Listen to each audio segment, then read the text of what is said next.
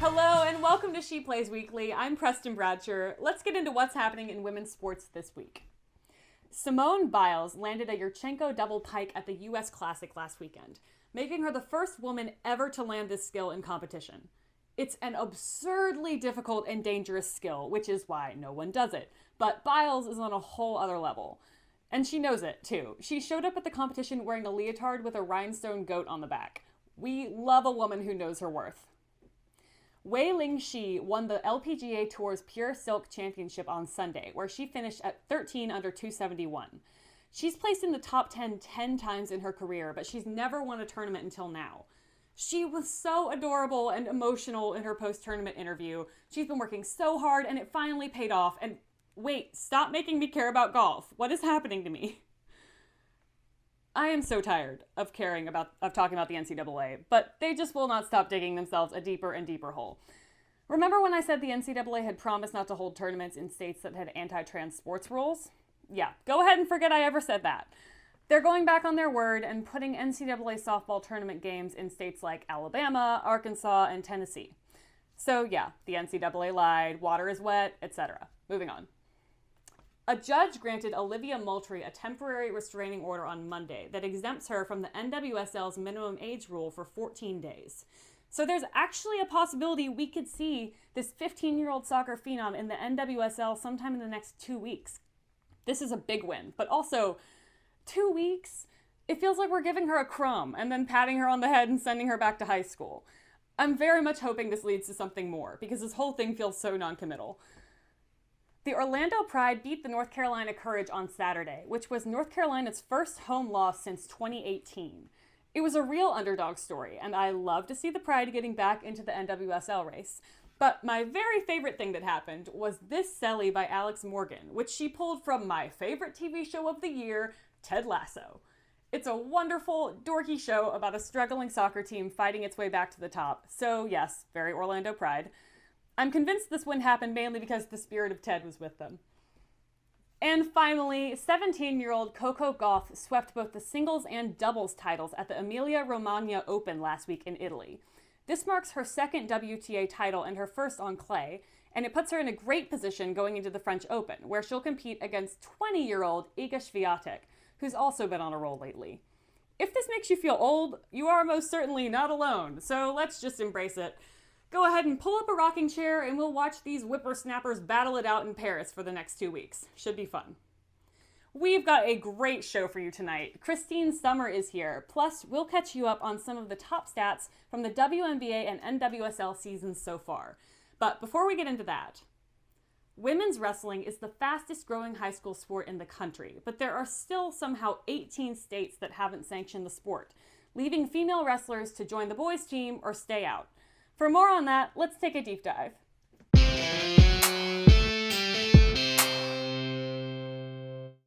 Nebraska became the 32nd state to sanction girls varsity wrestling at the high school level last week, joining Michigan and Minnesota in a recent surge of states who are finally getting their act together over the past month.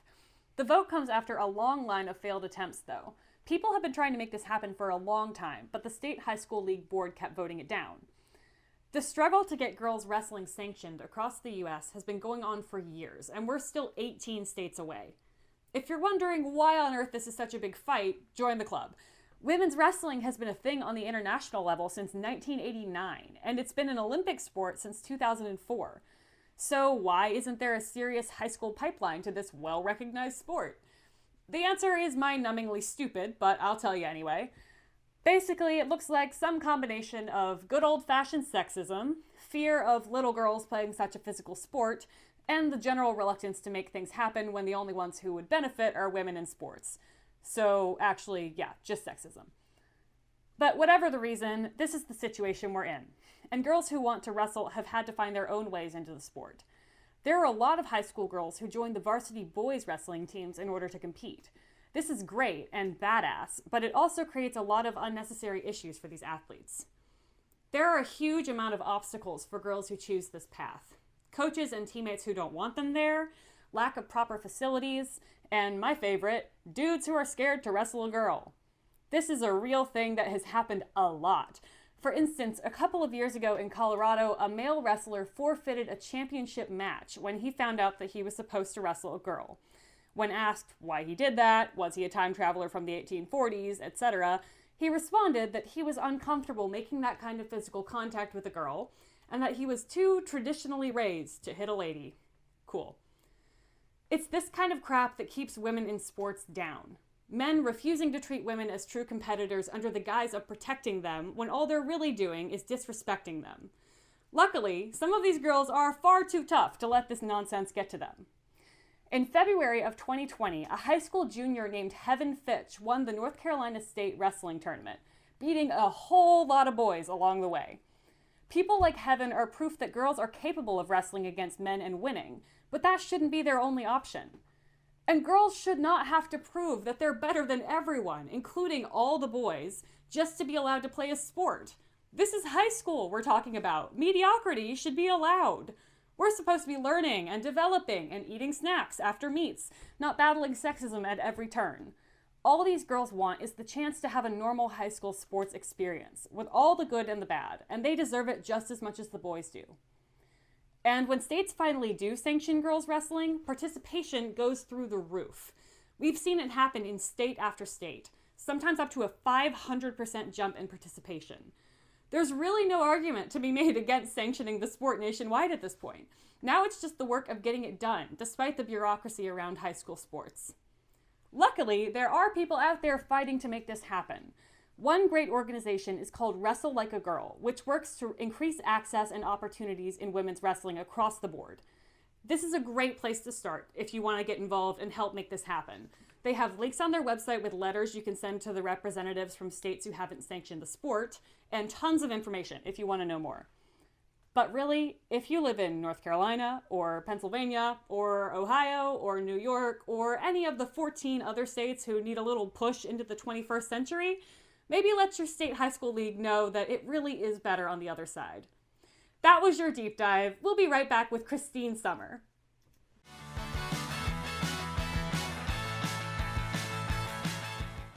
Our guest tonight is a player for the U.S. women's rugby team. She competed in the 2017 Rugby World Cup and recently played overseas for the Harlequin women in London. Kristine, how are you? Doing well. Good morning. Nice. Thank you for having me. Yeah, of course. So what are you up to lately? I feel like I don't know where you are or what you're doing. Oh yeah. That's probably a good question. I live in Port Orchard, which is like a 45-minute ferry west of Seattle. Oh. So I'm in the Northwest. As you mentioned, I played with Harlequins in London. That was my second season. So I just got back from there in January, and then I spent 7 weeks at a USA Rugby daily training environment in Denver that I just got back from 2 weeks ago. So I've been kind of all over the place. So it's nice to be home for a little bit. And that's such a pretty place. Oh my gosh, I bet it's beautiful up there. Oh yeah. So I hear this is a little bit of a story. How did you get started playing rugby? Yeah, it's a little cliche to be honest, because my decision to play rugby was so simple, more than I anticipated, I guess, when I tell it. So I was a pretty avid soccer player. It was my hope, my intention to play for the USA soccer team. I didn't know rugby existed, nor do a lot of players out there actually. So in 2008, I ended up going to school at UC Santa Barbara in California, and I was trying out for the club soccer team there. This whole game plan of like club soccer, and then hopefully make it on a Division I team, and then whatever pathway I could create to make the national team. But then I was living in the dorms with a couple of friends, and the classic flyer on the wall for the women's rugby team that looked pretty cool, and they're like, let's just go out for this so we can meet some friends. And so I think a day maybe in between a couple tryouts, I made it to the second cut. We went to a rugby training, and it was, of course, like not even on the nicest field. They're like put on the side field, but everyone was so just inviting and friendly. Just threw me a ball and got to know my name very quickly, and then started teaching me how to play. And the training was maybe an hour and a half long. But honestly, after that, there were 3 of us that were going to soccer tryouts. We just stopped going and then just stuck with rugby. So it sounds like, again, it sounds like super simple because the decision was so simple. Maybe because the girls were 10 times nicer than the girls at tryouts for soccer. So just They the hooked you environment. in, yeah. Yeah, they hooked me in. Like the environment was so much like more of a family, like community based environment than just competitive sport. And I was 17. I didn't really know anybody, and I was away from my hometown, so that was an easy hook for me. And then after that, yeah, I played all 4 years. I captained the last 2 years. Of course, started at wing, and then kind of moved into the centers. Played a year at fly off, and then my last 2 years, I was in the back row playing eight. So kind of a normalized transition. But yeah, that's kind of how I started playing rugby, which is now, I don't know, 13 years ago, I guess. Wow. Wild. So like you said, and I put myself in this category. Rugby is one of those sports that a lot of people have pretty much no clue about. It kind of like, I know it exists like vaguely, but it's like something I think only is in London maybe, but it's here, it's a whole thing. So I was wondering if you could give us like an elevator pitch, like a quick, why should we watch rugby? Why should we care about rugby? What is rugby? What is rugby? Right. Like the classic question, Yeah. what are you even doing out there? Like I have to explain this to my parents, like my dad, who's seen so many of my games, but still doesn't understand it because he hasn't played. I mean, I feel like I didn't understand it until I played, and I'm still understanding bits and pieces of the game. But the basic on how I hear it and what I think is most accurate is this weird combination of soccer and football, which are two sports we know really well in the US. We have this ovalized shaped ball, a little bigger than a football, that we can throw as long as it's backwards or lateral. And then we can also kick. And then, of course, there's tackling, which blows everyone's mind because everyone asks what pads I wear. And then I remind them that I only have a mouth guard. Well, it's a really nice mouth guard. Wild, by the Yeah. way. What? Like that's it. Yeah. Like I finally have a good mouth guard that my dentist made me. So it's not like the free form one that just stays in this plastic block. The ones you have to boil and then The like ones put in your mouth when it's way too hot. And there's always that one game where you forget it and someone has an extra, but it's not molded, and then you just have to jam this piece of plastic in your mouth. Yeah, so I think that's the best way to play it or to describe it in a snapshot. Obviously, it's hard to describe a line out or scrum outside of just resetting play and just saying that 8 people bind in different manners. 8 people bind in different manners with shoulders and putting their heads in certain locations, and then they compress together in this like fight for the ball. But until someone sees that, it's really hard to describe what actually happens. That's probably the best way I would describe it without getting too in the nitty gritty. Yeah. But I think why you care about it is the passions in the game. Because unlike any other sports you see in the US, rugby is probably one of the few that you actually see the opposition pick player up after a tackle or tell them good job if they did something really cool. So it's like this game of camaraderie, of respect, a family, both sides of the field, that I think you just don't see in other sports. I think another example that I try to explain to people compared to football is that when the kicker is kicking, the stadium is in silence. Like there's not really a lot of boos. It's like this respect for the kicker. It's an overall known concept. Whereas if you go to like a football game down the street, Yeah. there's Like that. yeah, yelling, chanting, crazy boos. Yeah. And people who have played are like, no, just like let them kick. If they do well, they do well. That's something we can change, and then we move on to the rest of the game. So little examples like that. Attitude for a sport. I'm not accustomed to this. Yeah, obviously it's like super aggressive. Yeah. And there's a lot of technique and skill that goes into it, but even at the highest level, there is that respect in the game as it's happening. That is something that I totally buy into, and probably one of my favorite things.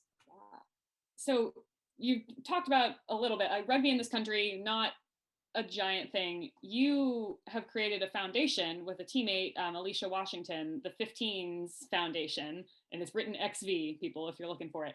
Yeah. Roman numerals, baby. But could you just tell me a little bit about why you started that, what it is, and like what your goals are for that organization? Yeah, so we wanted to be 15. So there are a lot of organizations now that are like women this, women that, women this. And we just wanted to be like, just support this because it's 15s, because you love the game. So that's why it's just 15s XV going forward. So Alicia Washington and I had a meeting with our general manager in late 2019 that the budgets weren't going so well for USC Rugby for the women's 15s program, which is something that we hear every year, used to, but this year apparently it was worse than it was previous years, which meant we had to pay even more to play, pay for our own travel, pay for our own hotels. And it's not like we were receiving per diems before, so it was just more money out of pocket. Ugh. So we kind of sat around a table and started discussing ways to fix it, fundraising ideas. And that to us, we were like, this is just really low level way of fixing this. And her and I being two of the more senior players with the generation of 2017 kind of stepping out, we're like, we need to just do something. And so in 2020, in January, we created XV Foundation, which is basically just a nonprofit to fund the national team's players only. So it helps them with transportation, with their flights, with paying for bills back home, making sure they have insurance, and then giving them a per diem, so some money in their pocket when they do attend a camp, because some of these camps and tours can be anywhere now from 2 to 5 weeks long. So that's a long time if you're working part-time, or you have bills back home, or you have kids back home. So that was kind of our intention behind XV Foundation. So we're a charity, nonprofit out of the state of Connecticut. We're certified, and now I think we've just created a bucket for people to support the women's national team. So we've got a lot of backing. We raised $200,000 in 2020. Wow. And we're close to 45-50K in 2021. Okay. Which is really cool. That's amazing. Yeah. Yeah. So no joke. That's really, really cool. Yeah. Yeah, well, definitely. I mean, check that out if you haven't. We'll post that at the end of the show. Make sure you have that address. Awesome. But we're going to be back a little bit later with more from Kristine. We're going to play a game to get to know her a little bit better. So stick around.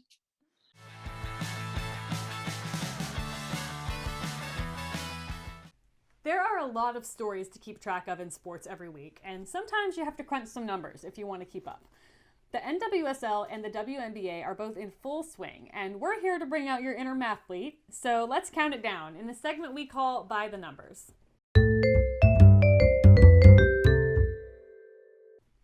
All right, number 10. We are giving a savage rating of 10 out of 10 to Diana Taurasi, who we just found out played 2 whole games with a fractured sternum. Yeah, you heard me. Fractured sternum. And you wouldn't even know from how many points she scored. Number 9. This is the approximate number of minutes fans spent screaming after the goal scored in Racing Louisville's first ever team win over the Washington Spirit. For being in their debut season, Louisville has some crazy fans. If they keep it up, they may give Portland a run for their money, and that is saying something. Number 8. The New York Liberty beat the Dallas Wings 88-81 on Monday, and Benaja Laney put up 26 points for the Liberty. You've heard a ton about Sabrina Ionescu this season, but Laney deserves to be right up there with her. You'll want to keep an eye on this one. Number 7 is for the number of feet in the air. Rachel Daly jumped after scoring the goal that made her Houston's all-time leading goal scorer on Sunday against Kansas City. She now has 29 goals with the Dash, and when she's not carrying Shea Groom around on her back, she seems to be always putting the ball in the back of the net. Number 6 is for the number of goals Portland has scored in the NWSL regular season as of today. Surprisingly, Portland isn't one of the 5 undefeated teams so far this season, but unsurprisingly, they still have the most goals and the loudest fans and the biggest target on their back. Number 5. 5 is the number of three-pointers Sabrina Ionescu made on Sunday. She's the league leader with 18 three-pointers made so far this season, and she's second only to Courtney Vandersloot in assists, with 12 in the game on Sunday and an average of 7.8 per game. You really should believe the hype about this one. Number 4, there are 4 WNBA games on ESPN next week, which is great, but they're all on the same day. The Connecticut Sun has been on fire this season, and after the Storm snapped their undefeated streak in overtime on Tuesday, they'll be itching to make a statement against the Mystics tomorrow. And I'm sorry, but I don't want to watch that on Facebook. Number 3. 3 plus 28 is 31, and there have been 31 yellow cards given in the NWSL so far this season. Sophie Schmidt has the most, but she only has 2. The refs are really just going the Oprah route with yellows this year. You get a card, and you get a card. Number 2, this is the number of players averaging more than 24 points per game in the WNBA, which is a lot. Breanna Stewart of the Seattle Storm and Tina Charles of the Washington Mystics are consistently lighting up the scoreboard, and that's what we like to see. And finally, number 1, 1,047 days. That's how long it's been since Megan Rapinoe last scored in an NWSL regular season match, until Sunday, when she put the OL Reign even with the Portland Thorns with an absolute banger of a shot. This was even more fun because she promptly ran over to celebrate directly in front of the Rose City Riveters until she finally got herself flipped off. She is doing her part to preserve one of the greatest rivalries in women's sports, and I, for one, love her for it. That was By the Numbers. We'll be right back with more from Kristine Sommer.